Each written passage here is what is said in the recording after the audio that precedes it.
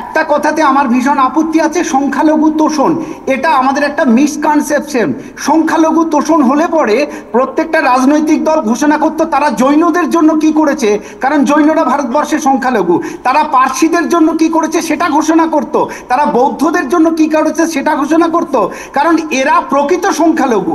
যাদের সংখ্যা 40 কোটি তাদের জন্য ঘোষণা করা হয়। সুতরাং সংখ্যালঘু তোষণ হয় না, স্পেসিফিক বলতে গেলে মুসলিম তোষণ হয়। এটা বলতে আমাদের আপত্তি কোথায়? সংখ্যালঘু তোষণ সেদিন হবে যেদিন পার্সিদের জন্য বৌদ্ধদের জন্য ঘোষণা হবে।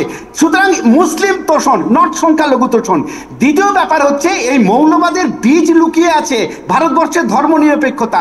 একদিকে বলা হয় সংবিধান ধর্মনিরপেক্ষ, অন্যদিকে সেই সংবিধানই বলে মুসলমানরা কি করতে পারবে, হিন্দুরা কি করতে পারবে।